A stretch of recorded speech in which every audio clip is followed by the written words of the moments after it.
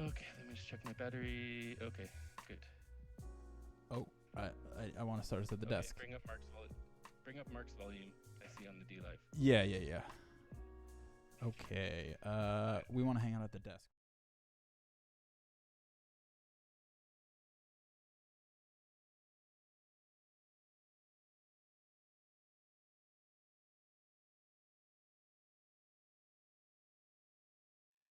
Hey.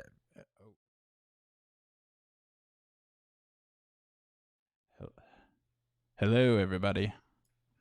All right, go ahead and say something. Let me make sure you're coming through. You are not coming through. I'm not coming through. Now you are coming through. What's up, Now everybody? Hello. We are live out here. And we're talking about the Bitcoin Cash upgrade. But first, we got some other juicy stuff to talk about. Mika, yeah, my dog's barking in the background.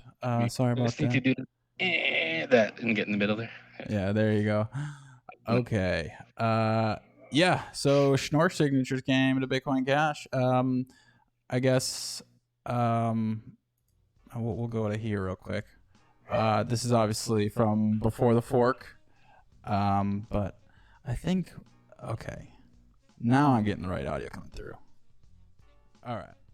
What's up? There we go. There's some good audio. What's up, everybody? And there's some music going. And I hope everybody's having a good day today.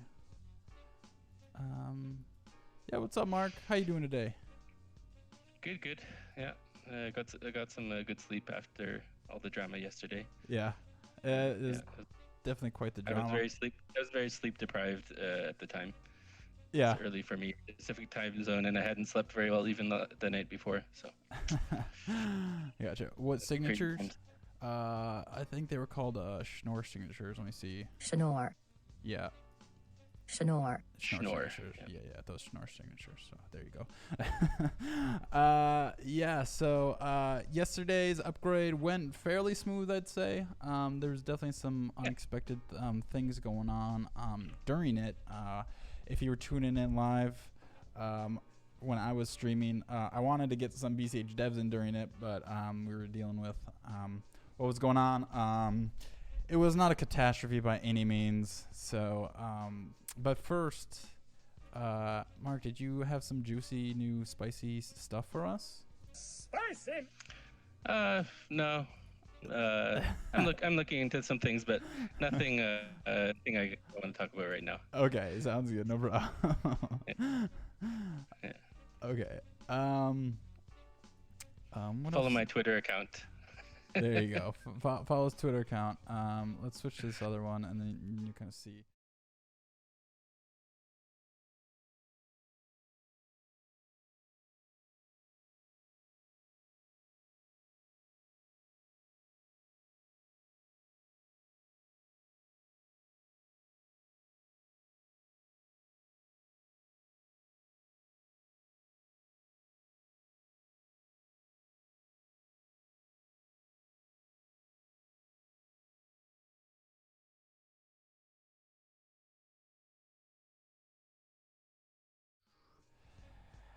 This is on Yahoo Finance. It's one of the biggest finance sites out there. No audio. I have audio, bro. It's right there. Maybe I'll turn it up. I see it going. Can you hear me? Audio, no audio. Let me turn it up on my. Check. Should be fine. Audio died. I see it going on my screen. All right, here.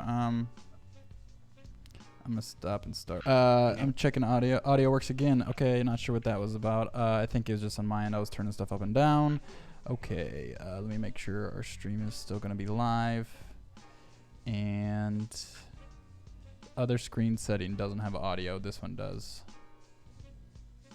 This one does. All right, sounds good. I don't know what's up with that. I'll have to figure that out later.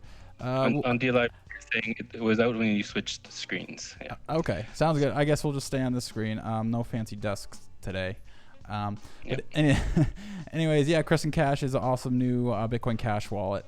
It's the first mobile wallet to integrate both Simple Ledger protocol tokens as well as as well as Cointext and cash accounts. Actually, it's got the trifecta. So this article is well deserved. It's just on Android. I don't think it's on iOS yet. But yeah, here's a video posted of sending it Cointext. Mika, what's wrong with you? My dog's just growling in the background. I don't know what's up with her.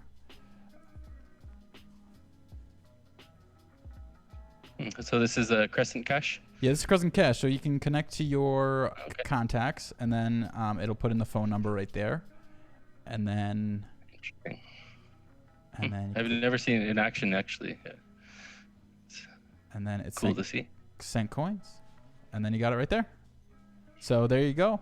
Really cool. Great for onboarding people if you don't have time to even like download a wallet. Nice. So that's Kristin Cash. Shout out to Poxt. He the man. He came from BTC actually, and you downloaded it tonight, Laura. It's on iOS now. Interesting. Okay then. Okay. So shout out to again Pokes. This is Kristin Cash. One man band. Yeah, he came from BTC. He was deving over there, and he basically just got sick of the small block size. I mean, you're trying to dev, and when all of a sudden all your wallet fees are $1 or $2, nobody's gonna use it. Nobody's gonna send it. So what's the point of even having a wallet when you can just have a, like a ledger or something? So yeah, download Cointext, twitter.com/Cointext. Mika, you really gonna be like that? You want to be on camera or what? Jesus. But yeah, this fork. Let me go to the Bitcoin ABC fork notes. It's now. This is from February. So yeah, we had Noir Signatures. Let me zoom in here a little bit. We have Schnoor signatures there, and then we also had Segwayed recovery transactions. So if I remember correctly, you could recover from a Segwayed address before the last fork, but some new setting. Yeah. If you want to kind of explain that a little bit. Yeah. You want to go into it? Okay. Yeah, so, sure. Segwayed addresses. They're actually like two types. If you've ever seen what's called a Betch32 address. This is like the more elegant kind of Segwayed address. Mm-hmm. Those are kind of nice. I wish they would have just stuck with those, but they went with two types of Segwayed addresses. The second type of Segwayed address looks like a paid descript hash. So it looks like one of those addresses where you would have a multisig. In the legacy address format, it starts with a 3. Mm-hmm. In a Bitcoin Cash adder format with a P. Gotcha. Oh yeah, that's isn't that kind of? Yeah, go ahead. Sorry. Oh no. Okay. Yeah, go ahead with your question. Yeah, I was just wondering because the P addresses. That's kind of what the attacker. That's the type of addresses he was using, right? On his also, yeah, we can get all into the attack. I can explain all the juicy details there. Yeah, sure. So starting with the Segwayed one, yeah. So basically, there's a type of Segwayed address that's wrapped inside of this paid descript hash address, and the problem is Bitcoin Cash can send to the same addresses, even though Bitcoin Cash doesn't have Segwayed. And due to the way Segwayed works on Bitcoin Cash, those are anyone can spend addresses. So. Well, nearly anyone can spend, as long as you know what the script is, which is hidden behind a hash function, then you can spend the address and you can take those coins. So what was happening is, and what's still happening, I think, is people will deposit Bitcoin Cash to an exchange at their BTC deposit, which to be one of these Segwayed addresses that starts with a 3, and you don't know when you do it. Oh, that's actually not a normal Bitcoin Cash address. That's actually this Segwayed address, and so people are getting mixed up there. And the other thing that happens is when people withdraw from exchanges, they might give their Segwayed address accidentally from their Electrum wallet or whatever, and get their coin sent there. So a lot of funds end up on these addresses. which turn out to be recoverable by any miner. And yeah, so what's been happening since, pretty much the activation of Segwayed, pretty much miners have been taking these accidental coins. And that stopped in November 2018 because Bitcoin Cash adopted a new rule called clean stack, which stopped these Segwayed coins from being spent for some technical reasons. Gotcha. But, so that was not actually an intended effect in November. And so this upgrade, we basically reversed the clean stack just for those Segwayed coins. Gotcha. Do you have like a estimate of like how many, like the value or how many coins was locked in those addresses? So for you mean since Sorry, go ahead again. You're cutting out because my dog's freaking howling. Yeah. Hey. So you mean the total value since Segwayed started was activated, or just recently, like since November, when they couldn't be taken from miners? Yeah, I mean either one if you know them off the top of your head. Yeah. I know. Okay, so I know roughly for the recent one, it was thousands of Bitcoin Cash were locked in these addresses, and all of a sudden they became available to take by miners. Gotcha. So yeah. Gotcha. And presumably, all the ones that could be taken would have been taken by now. That would be my guess. Gotcha. However, just like a public service announcement, if you did have coins stuck in these Segwayed addresses, they're not going to necessarily be stolen. They're only going to be stolen if you spend from the same address on BTC, which reveals the script that was. Okay, it's kind of all making sense to me now. No, quite. Yeah, it's kind of all making sense to me now. So, yeah, so they're locked in these transactions, but you don't know the script to redeem until it's on BTC. As soon as somebody spends on BTC, then it's like, okay, that's on the public ledger. Some miners, watching the Bitcoin blockchain, recording all of these, secret scripts that are now public, and they go, oh, mine. Okay, yeah. Gotcha. So, so if you have coins stuck and you manage to avoid that spending on BTC chain, your coins are probably still stuck there on the address. And in principle, what you can do is contact a miner like btc.com or whatever, and they can help you out for a fee, I guess. Yeah. Gotcha. Really? Mika, you guys got a fight right here? My dogs are fighting right now. Yeah. Okay. So yeah. Anyway, yeah. What was the exact block height of the fork again? Do you remember? I just have it pulled up right here. I know it's right around here. It's one of these. I just see all the Coinbase transactions. Like 568 or something. Yeah, 68 something. Like 582680 was the first block containing Schnoor. Okay, the first Schnoor. But you correct me if I'm wrong. You cannot determine if somebody uses Schnoor via Block Explorer, right? Not right now, but maybe they'll add that because it is obvious. Like whether it's an ECD. Gotcha. Yeah, I thought. Actually, go ahead. The next version of Electron Cash is going to have a little Schnoor marker for transactions. So it's the first case where you can see Schnoor or not Schnoor. Oh, okay, nice. Yeah, I know you can see the Schnoor, like if you send it in the details on Electron Cash right now. Yeah, I think also if you get sent, it should be. Sorry, say that again. If you get sent to Schnoor, yeah. Okay, gotcha. I'm trying to find one of those fan out transactions. Actually, let me think. Man, I just had it pulled up the other day. Those fan out connection. Let me think. Those fan out. No, they were stuck in the mempool, right? And then they never actually made it to a block, right? Yeah. So you're talking, the attack transaction. Yeah. So if you want to kind of. Yeah. So what happened was on May 14th, I think I was looking back. May 14th, somebody sent like hundreds of thousands of small dust coins to these pay-to-script hash addresses.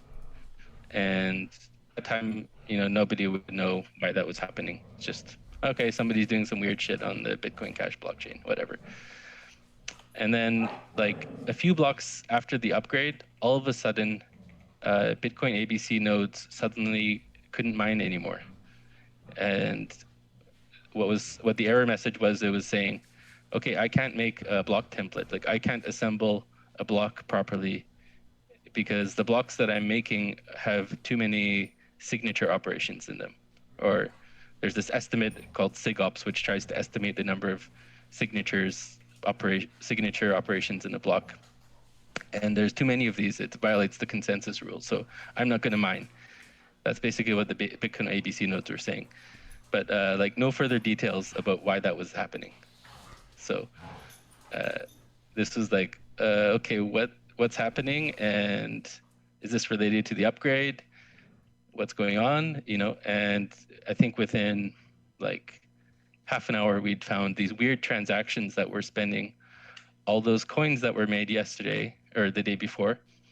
And these transactions looked really weird, and they were full of lots and lots and lots of signature operations. So it was like, oh, okay, this is probably related. And yeah, so we had a fix ready, I guess, half an hour later, and it got released to miners. Regular nodes weren't affected because they weren't mining. So this was just a miner only bug. And yeah, it got fixed and it was good to go. And in the meantime, we had miners doing empty blocks.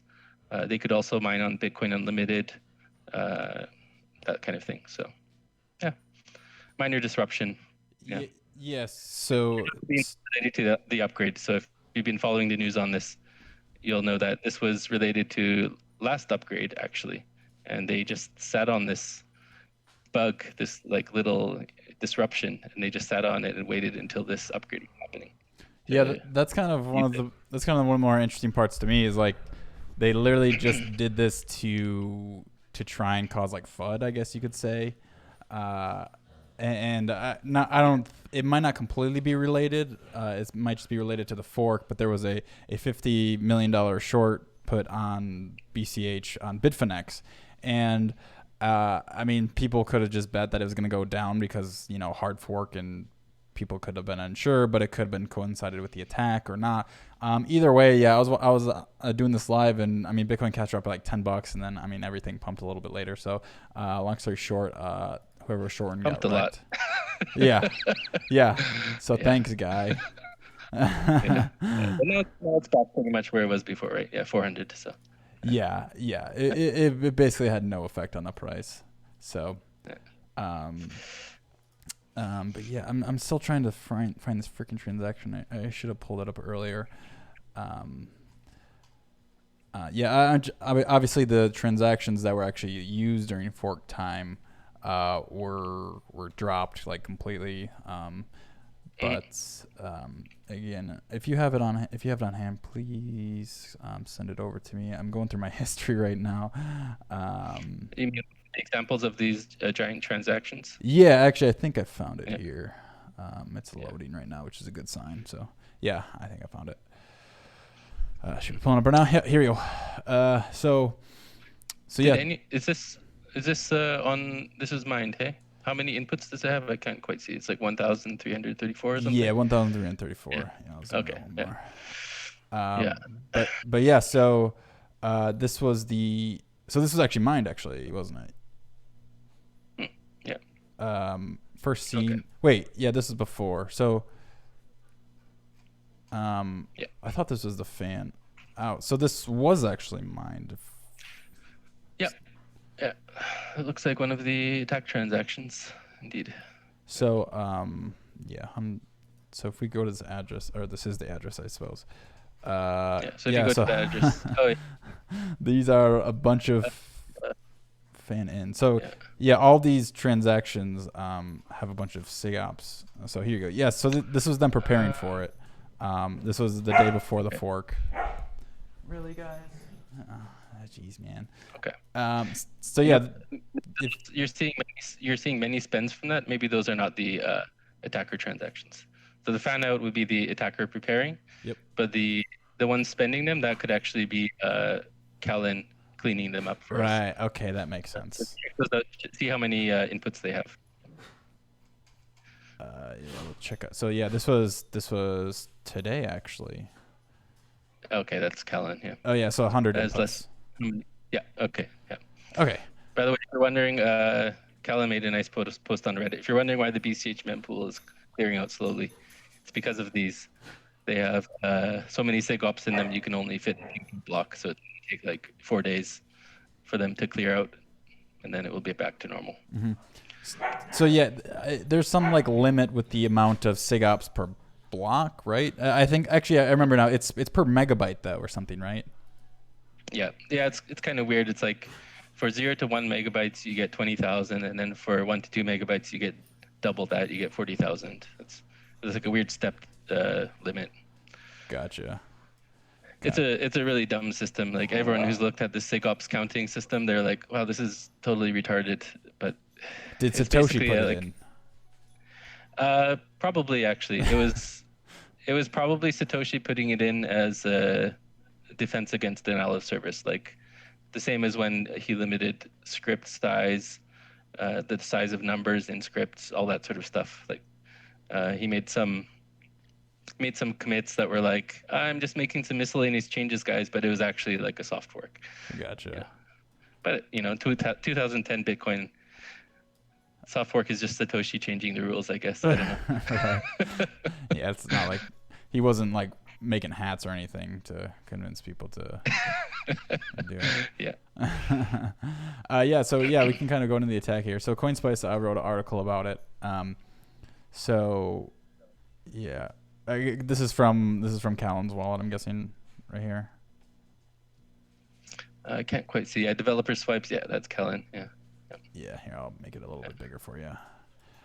Yeah. So basically, I'll try and explain it how I understood it. There was a script in the transaction essentially, and it was actually like bab, like BAB, like, right? Yeah. Like, and just like so ridiculous, right? Did that have anything to do with the actual redeem script, or was that them just trolling? No, that was actually like that was essential. That was okay. Like it could have either been BA, or it could have been BB. Okay. Like, it had to be either of those things because it was check data sig. The problem was the discrepancy in how check data sig was like being counted, and that was only added in November. So there's check data sig and check data sig verified. That's BA and BB in hexadecimal. So yeah.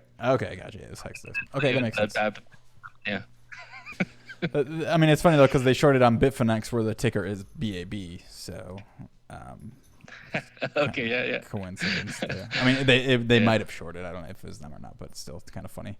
But yeah, so basically he took the redeem script, some crypto magic, and there's my dog howling again, and yeah, so he wound up with 1.2 BCH, but over 3,000 transactions, each at 23 cents, netting him about $500, and he's splitting with his accomplices. What a good guy.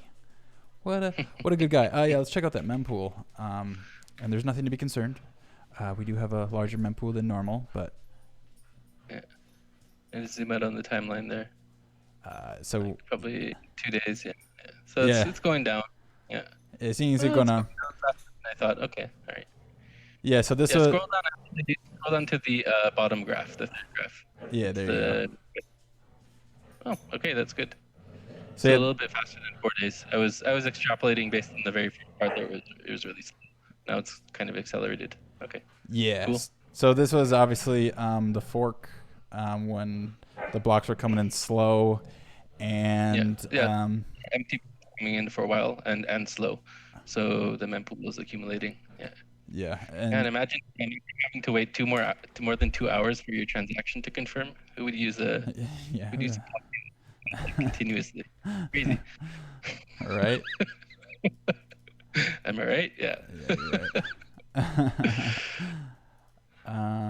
Okay, there I'm back again. Okay, yeah, it was funny. I was watching this live on stream, and it's like, well, this is abnormal. Like I literally thought it was gonna be like the most boring stream ever. Like I was like playing up how boring. I was like, oh, there comes another block, and like, oh shit, where's the next block?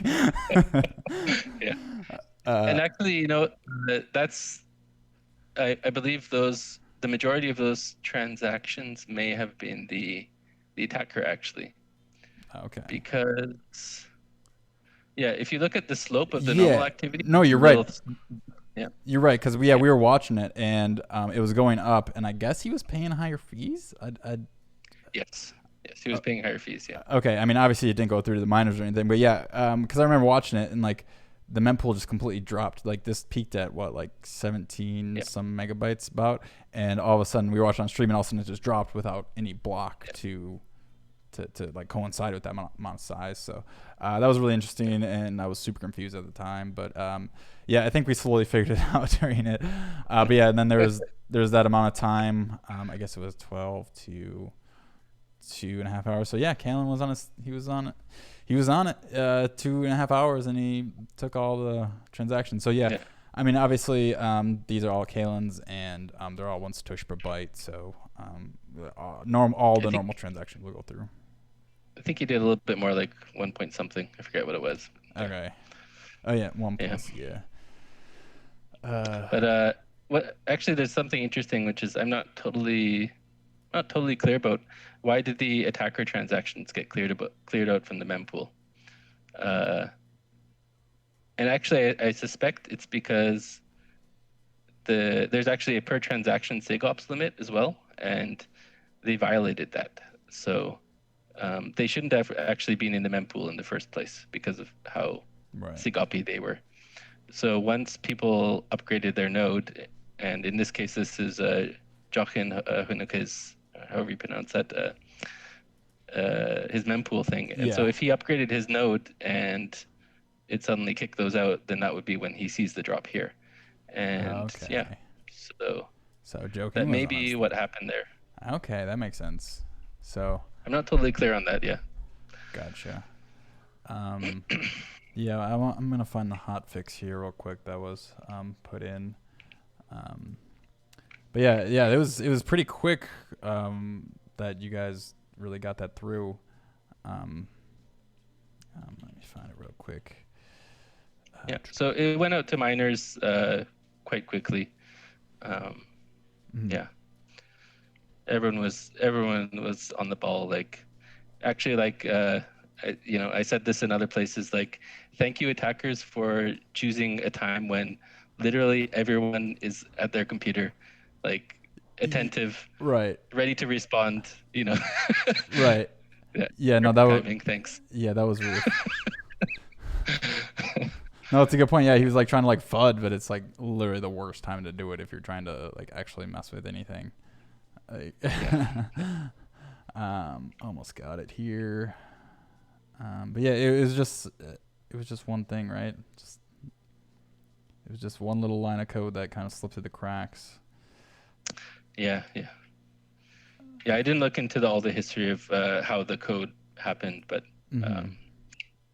basically, if you look at what the state the code was in that allowed this to happen, it was sort of like there was a little temporary fix that was done back in November, and there was a little comment that said like, oh, by the way, we should like clean this up later on, and it just never got done. Oh, really? So it wasn't like people knew there was a vulnerability. It was just like, oh, we should clean this up.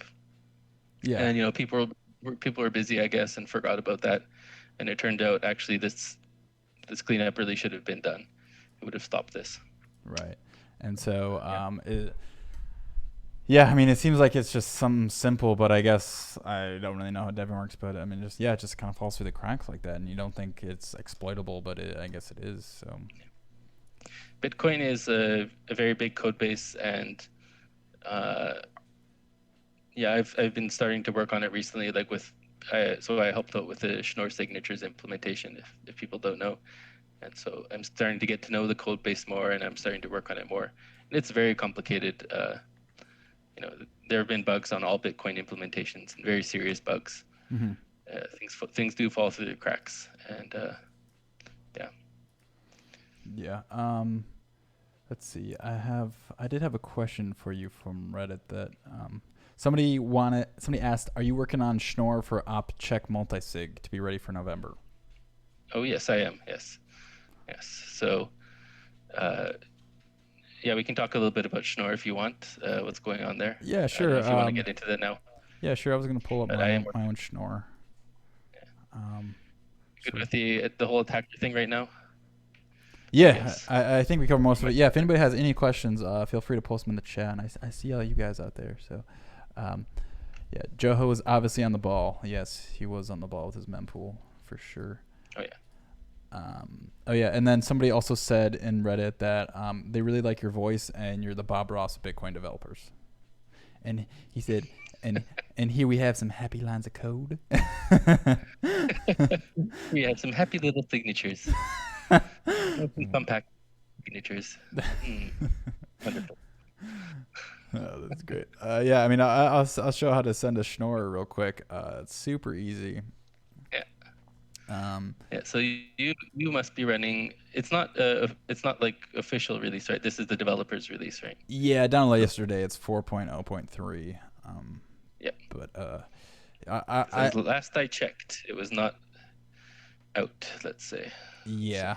But yeah, I'm benevolent to the miners, so I do 2 Satoshi per byte.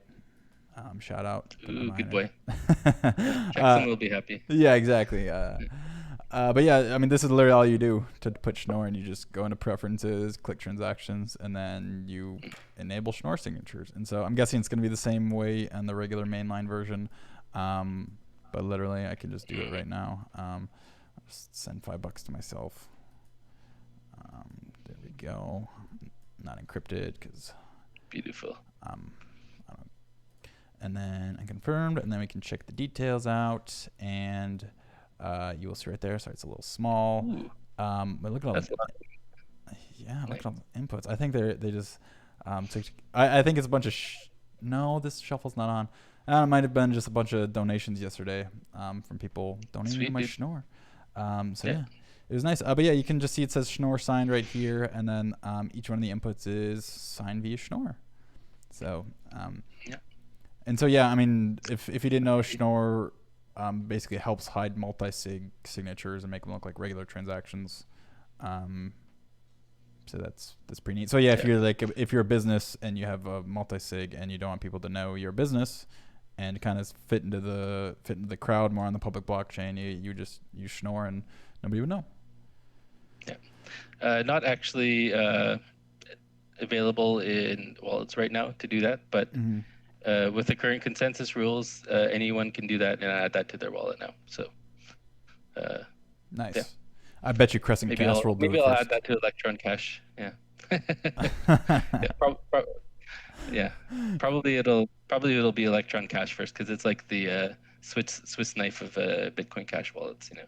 Yeah, it really is. I mean, yeah, if you don't have Electron Cash, I don't know what the heck you're doing. Yeah, what's a good? You want to kind of talk about Schnoor signatures? I'm literally just gonna do a quick Google here and see what's up. So I got interested in adding them back in like November of last year, I guess. People started talking about already like what's going to happen in the next upgrade, and this was Schnoor signatures, and I thought, oh, that's kind of cool. That's something I would like to look into, and I got talking to Amori and other people about this, and actually, I think he already had like waiting a patch to add Schnoor signature algorithms to ABC, but what hadn't really been figured out yet is how are we going to add this into Bitcoin? How's the signature algorithm going to fit in? And it turns out it's actually quite straightforward if you're allowed to do hard forks, which Bitcoin Cash is allowed to do. Right. Yeah. Just going back to what Amaury had before. This is some guy complaining about Amaury forking Schnoor basically, but anyways, Amaury said, there's some older history there. Yeah. Yeah, so, I mean, this is from 2017, July, so that's actually 4 days before Bitcoin Cash forked, actually. And so... Yeah, so actually, Bitcoin Core has had, or, not really Bitcoin Core, but I guess Peter Willa, he's written 2 different implementations of Schnoor, I guess. Maybe more, but there was an earlier one in like 2017, maybe 2016 as well. I know they've been thinking about it for a while. Yeah. And there's like sort of a key detail of the way they did Schnoor in 2017 that wasn't quite nice. It's called Pubkey Prefixing in the jargon, I guess. And I think around that time, this is what I understand from Amaury. So feel free to correct me, anyone listening. But he was quite insistent on having this Pubkey prefixing because he wanted it to act more like this EDDSA. So there's already a fairly popular Schnoor algorithm out there called EDDSA or ED25519. You may have heard of it. Monero uses this, for example. So it has this Pubkey prefixing, and it's sort of like a little strengthening thing that makes the signature algorithm stronger than ECDSA, for example. And Schnoor can be made with or without it. You can basically choose. And yeah, so the current Schnoor plans for Bitcoin Core and the one we adopted in Bitcoin Cash, which is the identical mathematical algorithm. They use this Pubkey prefixing strengthening. In 2017, they were sort of arguing about this, and yeah, there's some drama over. Is that kind of what we're looking at right here? Yeah, so the drama there is Amaury copied. It looks like he copied some of the code into like his GitHub, and he was messing around with it. And yeah, so they got mad that he copied that over. And I think he didn't credit them properly or something like that. I don't know. Yeah, that's kind of what he's complaining about is the copyright notice. But anyways, the current code has nothing to do with that code. It's been rewritten from scratch. So. Gotcha. Old drama, not really relevant. Yeah, it came up because he did just do another tweet from like today. That's why I kind of brought it up, and I was seeing if I could find it. It's probably buried in here somewhere. I think it's actually this tweet. Nope. Yeah. I don't think it's necessarily, maybe in some cases it's people being malicious. In some cases, people just haven't heard the whole thing. Right. And they're just repeating what they heard, Right. I mean, that's how it goes. That's how just news goes in general, I guess. Yeah, let me find this because he definitely retweeted it or said something. Oh, yeah. Oh, and Greg Maxwell was, of course, very angry about copyrights and whatnot. That was also a factor. Yeah. So yeah, he just posted this today. Yeah, this is where it popped up for me. If you had reviewed the code you claim is the same, you notice it is different and doesn't have the same vulnerabilities. So yeah. So he's saying the code from 2017. Oh no, well actually he's saying, I guess, so Amaury there, Dedelnix, he's saying he's comparing the two different 2017 code bases. So as far as I understand, what he did was he took the code that Core was playing with and he strengthened it in a way that they would eventually end up doing anyways. Gotcha. So. Gotcha. Yeah. So he was obviously on the right track. Yeah. Right. As far as like Schnoor, so I know you had to like hard fork it the way Bitcoin Cash did it. So are they somehow using like they're somehow using Segwayed for their Schnoor, right? Yeah. So yeah, if you can't hard fork, if you're on BTC, you got to use Segwayed or some other soft fork mechanism. Segwayed was designed though to support easier soft forks. Like there's like a versioning system, and they've it's actually kind of clever if you like very intricate, complicated mechanisms. It's kind of admirable in that way, and yeah. So Segwayed includes like this soft fork versioning upgrade system. So right now there's Segwayed version 0, and then Segwayed version 1. They can put like whatever they want in there, and that's just another soft fork. And they can change the script system. They can do it, really anything they want. So. What looks like it's gonna be happening for sure is Schnoor, maybe like this taproot thing, yeah, stuff like that. But it doesn't matter because the more you use Bitcoin, the shittier it is. So with the transaction fees. So yeah, the nice negative feedback loop of BTC. But yeah, basically this is this was all like kind of patented until February 2008. By Mr. Schnoor, Klaus Schnoor. Yeah. Yeah, I remember watching a video the other day, and it's just something like the curve is, I don't know. That's the cryptography is way above my head. I don't even like, this is all just mumble jumble to me. Here's how I'd put it. So Schnoor came up with a really great signature algorithm, very clean, nice, mathematically correct. Unfortunately, patented. So what some other people did, I guess they were part of the NIST or something. I don't know who came up with it. They came up with this ECDSA.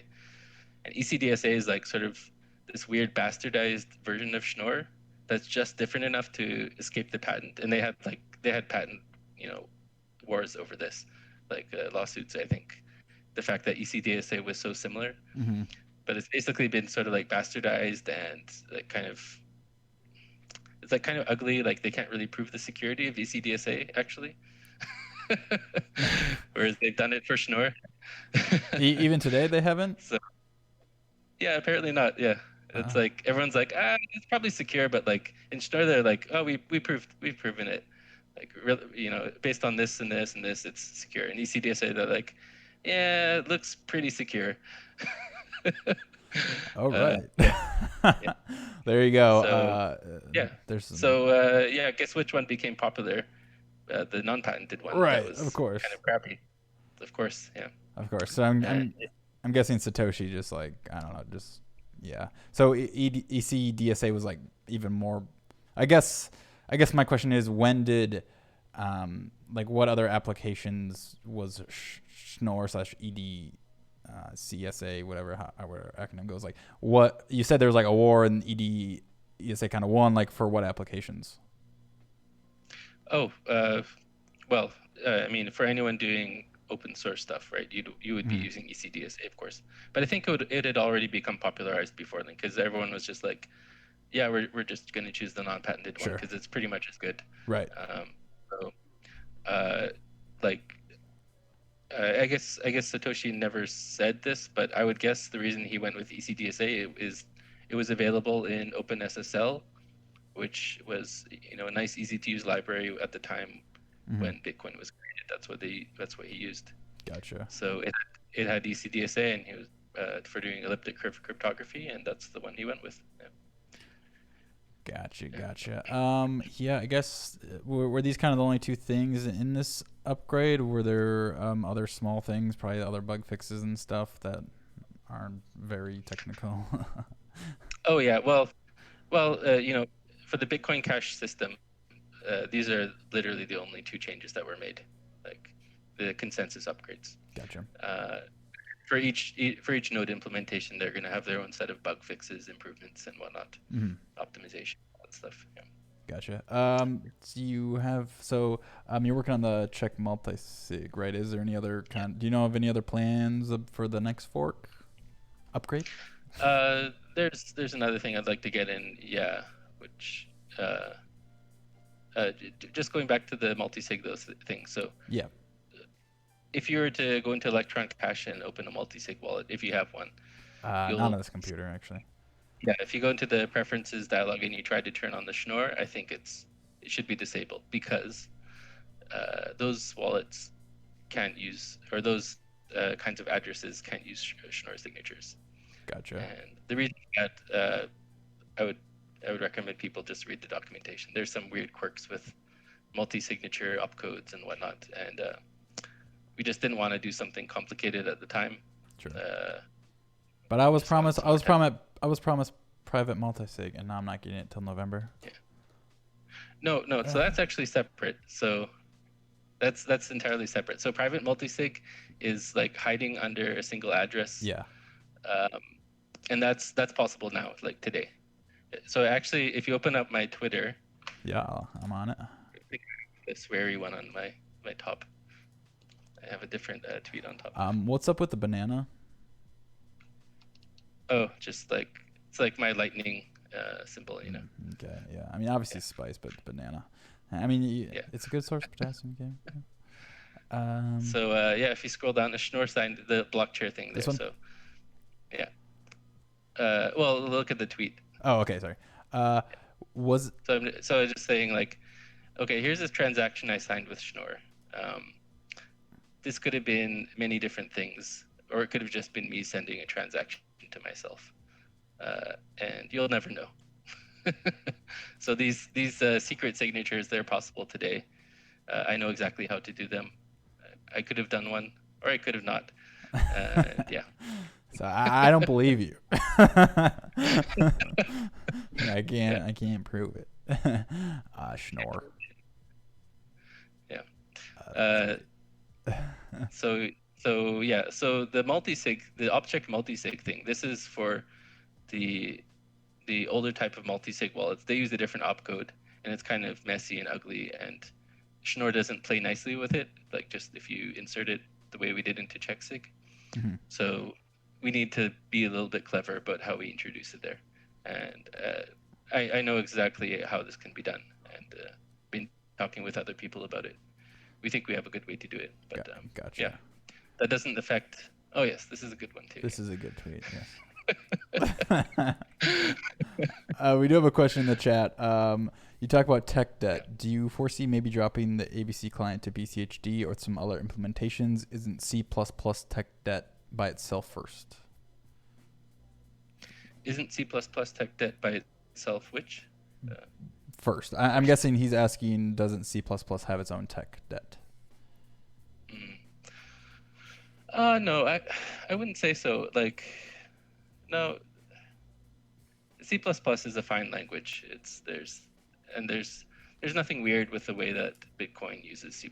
So I don't think. I think everyone, programmers have their own fanboy language that they all love, Mm-hmm. But are there cults around C++ them? is fine. There are, yes.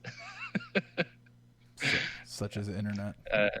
So yeah, ABC and C++ clients they're going to be around for a long time. Don't hold your breath on them getting. Yeah. But it's great. It's great that there are other clients. Absolutely. Mm-hmm. Any other exciting things happen yesterday with the fork that we didn't talk about yet? Man, it's such a blur. Yeah, I got a Schnoor transaction into the first block. That was my. You got one in there? Yeah. Before I was waiting and watch. Yeah. Before they were being empty. Yeah. So there were a few normal blocks, right? It was strange. Yeah, everyone started relaxing a little bit, and Mm-hmm. Then things got crazy. Yeah.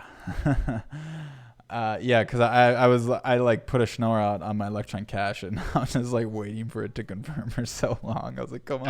Okay. Yes. Okay. Yeah. Nice. It's like, why the empty blocks? I also played Satoshi Dice for the first time, so I was asked to test out Satoshi Dice with a Schnoor transaction, and I won. So, you won. Lucky guy. Does Schnoor give you better odds on Satoshi Dice? That's a good question. Yeah, they should look into that. Someone should send lots and lots of Schnoor transactions to Satoshi Dice. Yeah. Give them lots of. As far as Schnoor transactions go, I believe it's like so I saw ranges about like how much size it saves in a transaction. It's like 4%, right? But it can be up to 20% if I'm like with multisig. Is that correct? Yeah, this is. So there's Schnoor is interesting because it brings into play a lot of interesting possibilities for additional like cool consensus rules that could be added. Mm-hmm. And one of them is that you could in principle have it so that when you make a transaction that spends many coins or does multi-signatures or whatever, you could take all the signatures in that transaction and merge them into one. It needs to be prepared ahead of time, like it requires a special thing in the wallet to do this, but they could all be merged into one signature. So every signature adds, every Schnoor signature adds 65 bytes or 66 bytes with the push opcode to the transaction. So imagine all of those like disappearing and just being replaced with one. Imagine you have a transaction with 100 inputs, and all of a sudden, there's 6.4 kilobytes less. So if this was done on average, this would save like 20% of transaction size, I think, roughly on average, based on normal transactions. Gotcha. But we don't have that. That's not what we did in this upgrade. We could do it in a future upgrade, but it's way more complicated actually than just adding the Schnoor signatures as we did.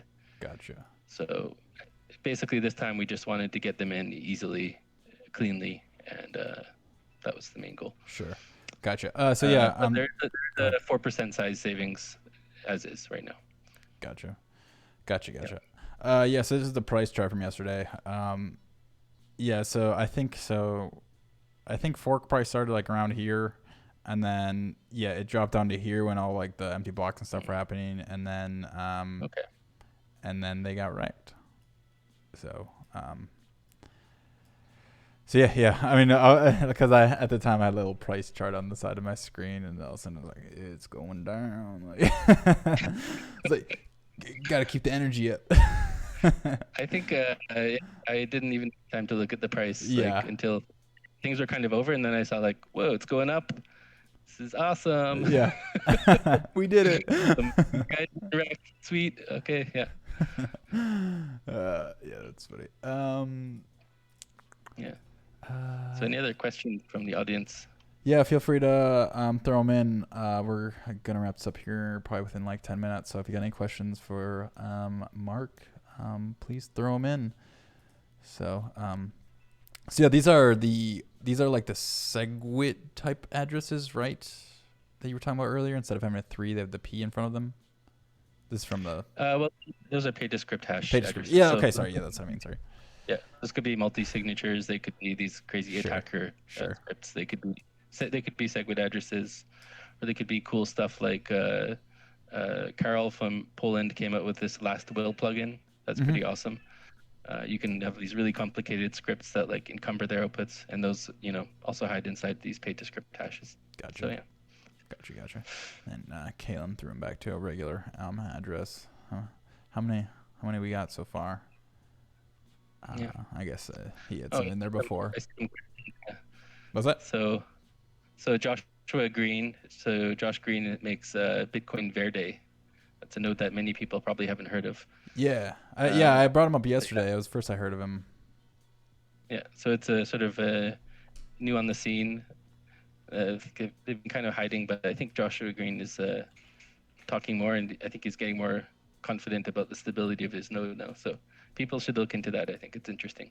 It's basically like a Bitcoin node with lots of indexes and whatnot built on it. So if you want to do lots of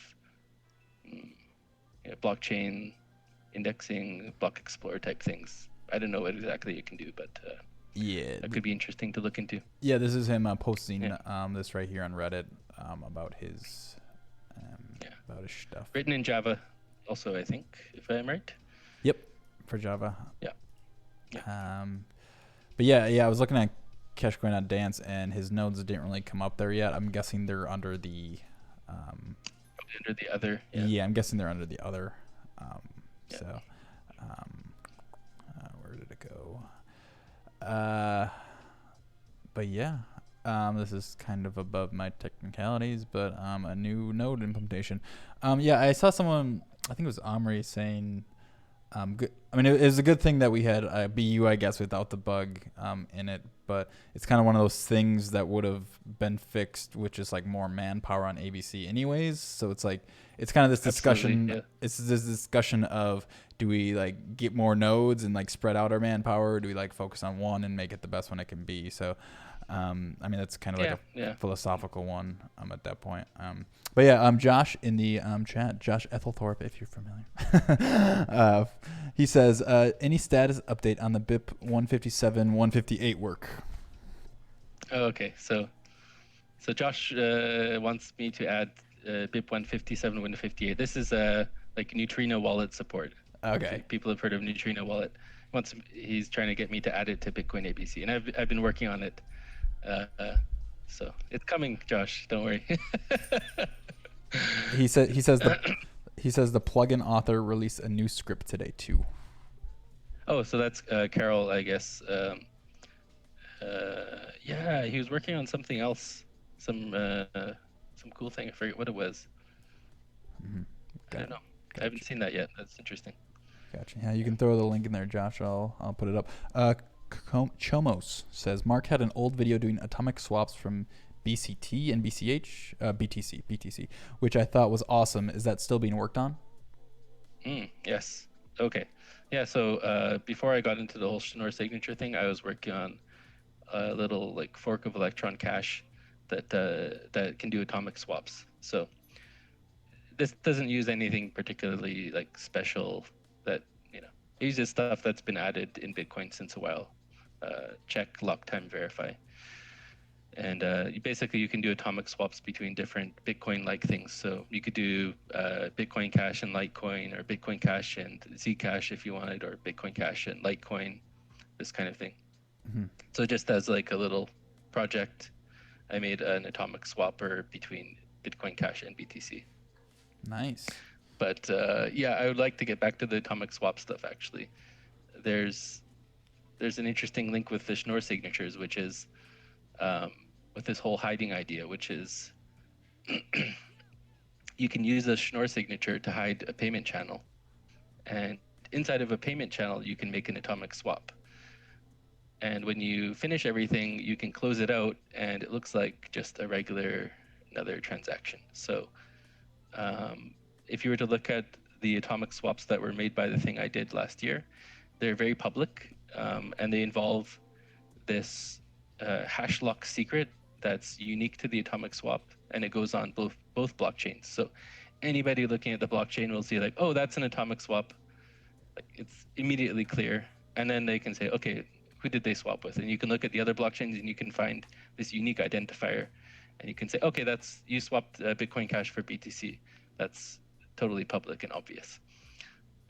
So that's kind of not nice, and I would like to get that working with the Schnoor signatures fully hidden, and that would be pretty sweet. Yeah, that sounds awesome. Yeah. I mean, just to recap, you would basically do atomic swaps, but with Schnoor on BCH, you wouldn't know it was an atomic swap on the BCH blockchain, but you would know on whatever blockchain you swap with. As far as atomic swaps go, from like a higher level overview, do you have to like find somebody to atomic swap with and like kind of agree to? Okay. Yeah. So there'd have to be like some matching service or something like that. Yeah. This is actually So the atomic swaps are actually, pretty obvious. I don't know. Like anyone who's technically inclined can make them happen. There are lots of different demos like mine, and mine also included sort of a bulletin board service on the BCH blockchain. So you could post like, oh, I'm looking to sell Bitcoin for this much, Bitcoin Cash, and whatnot. And sad thing is, of course, it's really it's literally like there's a bulletin board somewhere and people are posting on the bulletin board like, oh, I'm interested to buy this. It's like you're selling Bitcoin on Craigslist or something. It takes time. The swaps can fall through. Well, they're atomic swaps, so you can't get cheated at least. That's good. But that's basically the only good part. There's lots of coordination problems that make it way worse user experience-wise than just using an exchange. So, gotcha. Why? I mean, that's similar to like how to actually use these interesting decentralized technologies. That's really the hard part, actually. Right, because that's kind of like what Cash Shuffle is. It's just a matching service for CoinJoin. Totally, yeah. And so, it's just a matter of building that not as decentralized kind of front end, but where all the value is decentralized. But private trades, a legit DEX, a legit decentralized exchange, yes. And then Josh, coming back to the plugin, he says, it's a really good plugin that sends each coin on a timer to another XPub. Very useful with Cash Shuffle. So there you go. There's that guy. My dogs are back fighting. That sounds the atomic. That atomic swap stuff sounds really awesome. And you're getting that develop on BCH, ain't that right, Mika? All right. Indeed. I guess that's kind of all we had for today. If anybody's got any other questions, we're about to wrap it up. But thank you for tuning in, though. I feel like we need to watch this real quick. Oh yeah. Oh, I see that you are running a full node. I'm so glad that we all agree on the set of consensus rules that govern this new peer-to-peer electronic payment and settlement system. Yeah, to the moon. We're sick and tired of the central bankers manipulating Hopefully the currency. audio doesn't Hang cut on out. a That's second. important. I was watching Julia yell at someone for being a basic Bitcoin it's bitch, gone. so I didn't catch all that. Awesome. But yeah, dictating one's will is a violation of the libertarian non-aggression principle. Indeed, Bitcoin's creator would never have stood for it. That's why we all know that soft forks are the only acceptable way of enacting changes. Wait, are those safe? Of course it's safe. You can only restrict what you already agreed to. If you want to change things, use a hard fork. There's a huge difference between the two. Okay, that makes perfect sense. Hey, a group of miners want to talk to you. Since you agreed to soft forks, we would like to Yeah, enable that's this me. new feature where every block comes with a little segregated extension. That's ingenious. So, instead of proposing an actual change to the blocks themselves, you decided to place new functionality in a segregated extension? Yup. Most experts, citation needed, agree that anything else is broken. Oh nice. That provides a lot of assurance. What's in this segregated extension? Well, we decided to place a new kind of transaction in there. That'll require having to update all of my wallets, clients and scripts. A small price to pay for progress. You almost get Noir Signatures, almost for free in return. Almost. You probably Almost. don't need them, but they're cool. Slightly faster than ECDSA. Amazing, slightly faster. Count me in. But why would any of my friends buy into this segregated scheme of yours? For one, we made it 4 times more expensive to use the regular blocks than to use the segregated extension. That's weird. Aren't they both consuming the same resources? Schnoor. How about another reason? Well, that's it. We just made the regular stuff more expensive to use. Alright, you know best. Who am I to disagree with most experts? I'm sure they include many economists among their ranks. Besides, it's a soft fork, so it's like I already agreed to all this anyway. They're only restricting what I can do, not introducing controversial new features. There you go. Okay, so we're not going to be accepting regular transactions. Wait, what? Why? Yours is not to ask why, but to segregate. You already agreed to a system where you submit transactions and the miners select a subset. But, Bitcoin is protected by maths. The empty set is a proper subset. Segregated extension is the only way. All I ever wanted was a slightly higher price for my coins. Schnoor. Visa can do 50,000 transactions a second. Do you at least have a plan for how to compete? Schnoor. Schnoor. What about this new idea to do away with the block size debate 1 by megabyte doing per life, something who could that called be? Bitcoin Engie? Never heard of it. La la la la la. I can't hear you. Schnoor. Schnoor. Schnoor. Why not listen to other development groups with competing scaling proposals? Release the hounds and the troll army. Schnoor. Schnoor. Schno. That's the troll Or. army. Okay, segregated extension it is. I give up. The economy is lagging because you all are hodling and never using your coins. We finally spoke to some actual economists and they tell us that we should introduce moderate inflation. I'm not sure what to say. I was just sitting here and you started changing the rules on me with your soft forks. We're going to be issuing more coins in the segregated extension. Wait, what? Can you even do that? Oh, you'll be amazed what we can do with soft forks. All your blocks are belong to us. Am I being detained? Are my blocks being detained? Don't invoke that libertarian NP violation crap. You agreed to these changes on day 1. Am I under arrest? Am I free to go? Schnoor. Schnoor. Schnoor. Schnoor. Schnoor. Schnoor. Schnoor. Schnoor. Schnoor. Oh, Bitcoin's creator, where are you now? Hi, I'm Craig Wright. Let me tell you about 30 gigabyte blocks. They need to change it to 30 gigameg blocks now. Whoever made that, shout out to you, Kim Jong blockchain. Yep. Of the central. But yeah, one other question before we go. They're asking, what do you think about stealth address support on BCH? That would be awesome. It would be awesome. So, so stealth addresses, it's not actually an address. It's like you can give somebody a payment code that lets you derive fresh addresses for them and send to those addresses instead of just reusing an address. Even though you're reusing the payment code, it doesn't reuse addresses. Yeah. So, gotcha. A lot of people are looking into this right now, how to do this. Debates.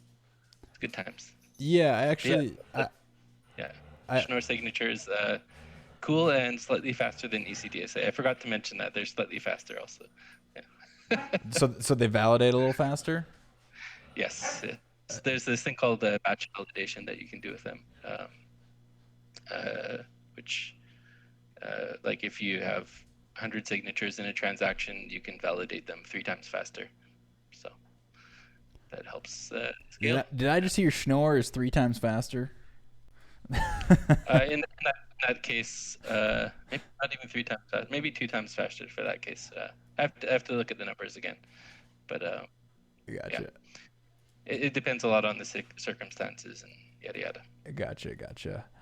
All right, cool. Actually, back to the payment codes. I actually tried a BTC one once, and I forget what wallet it is, but they they use payment codes, and I think my BTC like $5 are just like lost forever. So that's that. It just like did not work. So payment codes are still like not on either BTC or BCH right now. But yeah, I think we'll call it there. I think we just like hit an hour, so trying to stay under that for sure. So yeah, thanks for coming on, Mark. Thanks for all your very hard work on Bitcoin Cash. We all appreciate you making Bitcoin Cash peer-to-peer cash for the whole world that the whole world can use and afford. So again, thank you again. Thanks for joining me, and thank you all for watching.